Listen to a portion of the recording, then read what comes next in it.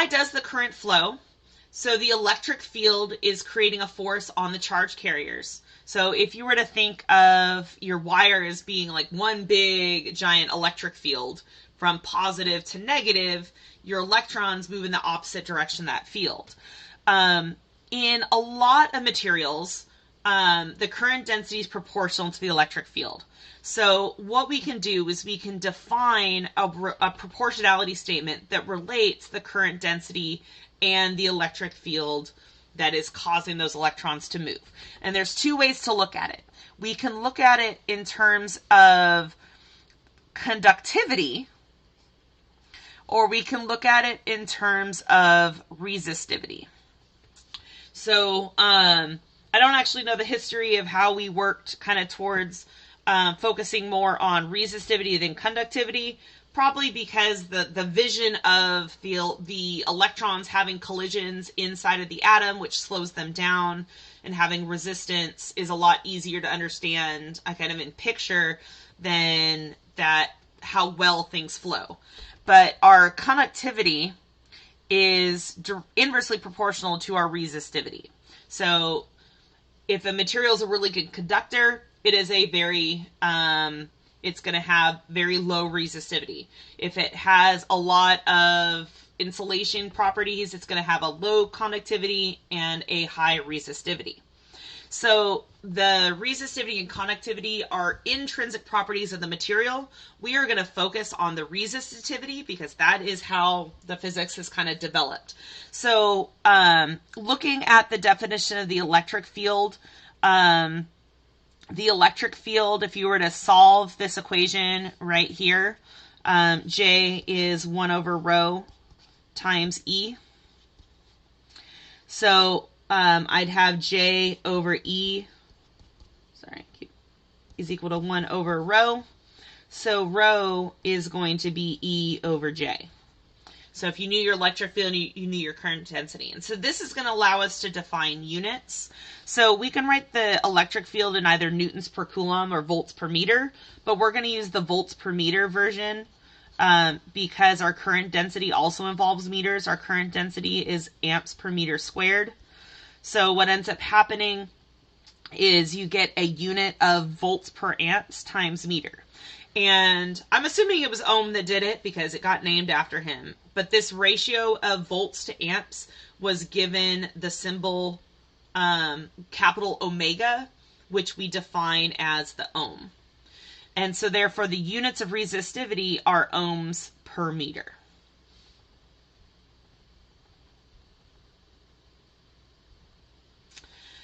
So with this resistivity, we're going to focus on it a little more. The idea is that even a perfect conductor, our most perfect conductors, we have really good conductors. Copper is one, aluminum is another.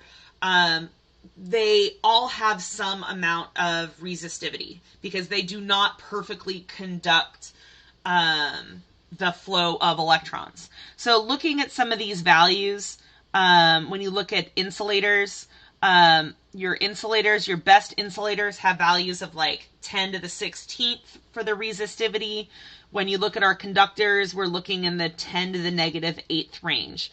Water is a pretty good conductor as well because it has ions dissolved in it. Pure water is still an insulator, but as soon as you start dissolving like salts and things in it, you increase the conductivity, which is why it's dangerous to be in water in a lightning storm because it is a better conductor in that way. But it also has some resistance, and our semiconductors are kind of in between. So kind of picturing this idea is that as the electrons are flowing through, they're having collisions. And those collisions, they don't actually physically collide. Basically, the electric field around the electrons repulses the other electrons around, but that interaction causes a change in potential energy, change in kinetic energy. And so what ends up happening is there's going to be a conversion of kinetic energy to heat during those collisions, which is going to slow the current down. much, much slower than what we were seeing with the actual average motion of the electrons. Now, resistivity is an intrinsic property of the material based on its atomic structure, but it is also dependent on temperature. So as the temperature of a material increases, the particles move faster. That's the kinetic molecular theory of matter.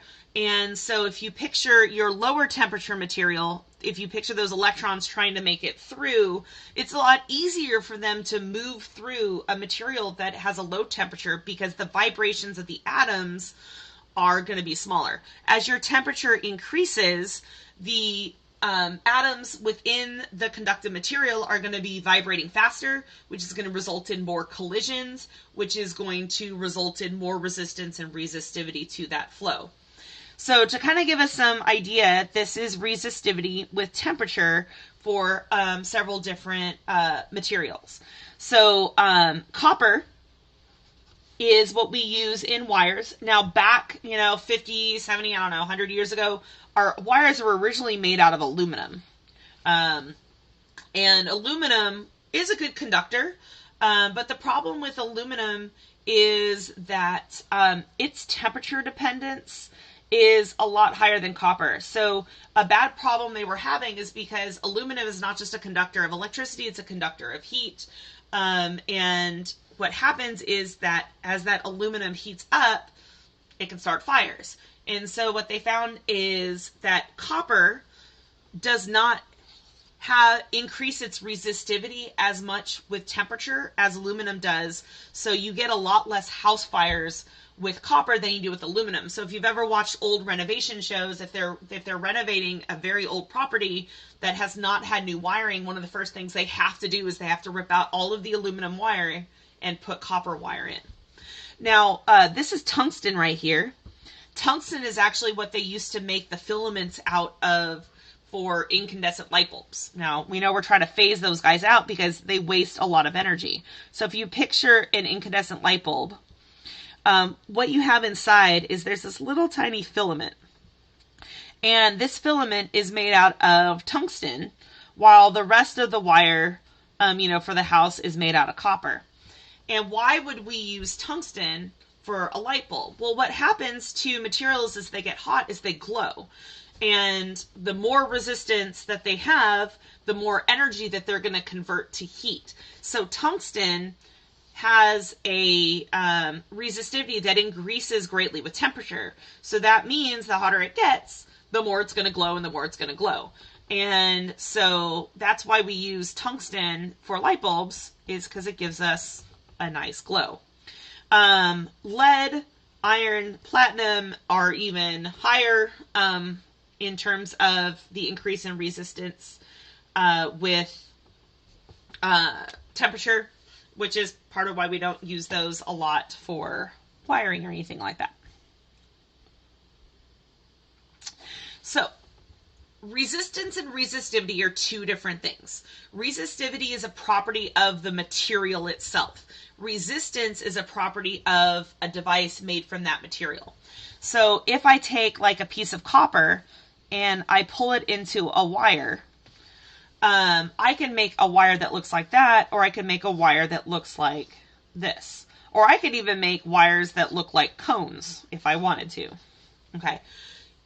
Once I take that copper and I make it into a wire, depending on the physical construction, that's going to change the resistance. And as long as we're dealing with conductors, and we're dealing with conductors that have a constant cross-sectional area, then this equation can be used to define the resistance, the overall resistance of the material.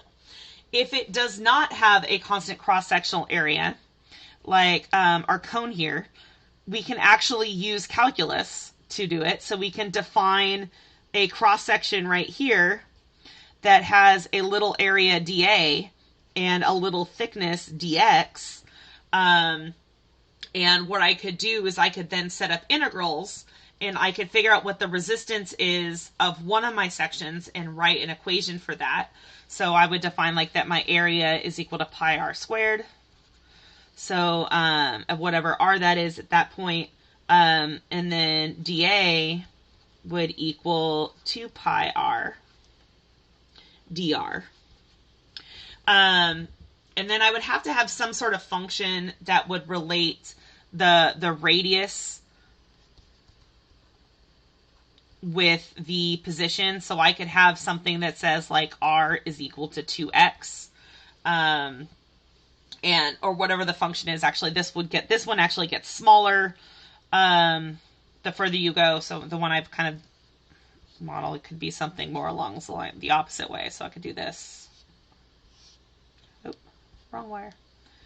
So something like that, so that my R gets larger, and I could have boundary conditions, all sorts of different things. But basically, they could set you up with a function, and then you could figure out that your little bit of resistance for that part is going to be rho times my length, which is dx, over my area dA.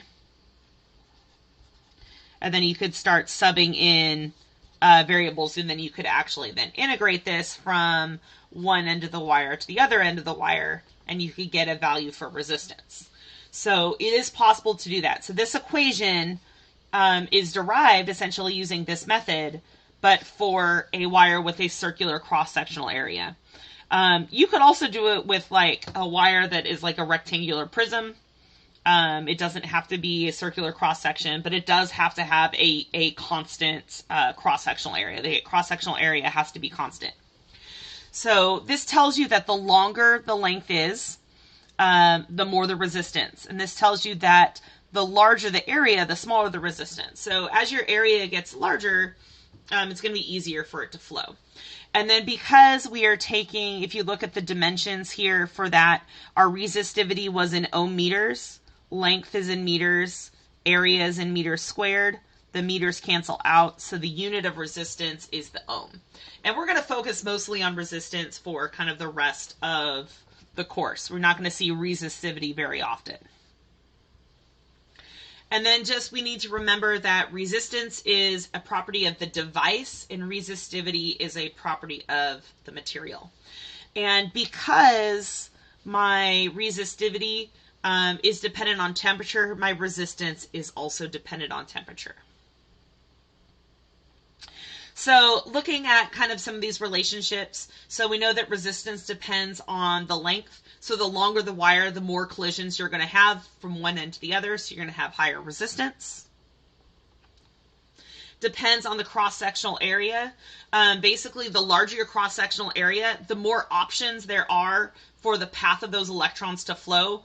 It's kind of like having a toll booth with 3 lanes versus a toll booth with 1 lane. If everybody has to stop and pay money at 1 lane, it's going to go slower than having a toll booth with 3 lanes and having options, because if someone drops their coins, there's another lane that could still be going. Now, resistors are components that we put into circuits. So we've already seen the symbol for a battery source is a long line and a short line with the positive side and our negative side here. We're now introducing our next electric component, which is the resistor. So it's represented with a jagged line. Sometimes if you're watching tutorials online, you might see that resistors are sometimes just represented with a rectangular box, because that's what they look like in European circuit diagrams. But for our course, we use the jagged line to represent resistance. It's got kind of three peaks in our jagged line.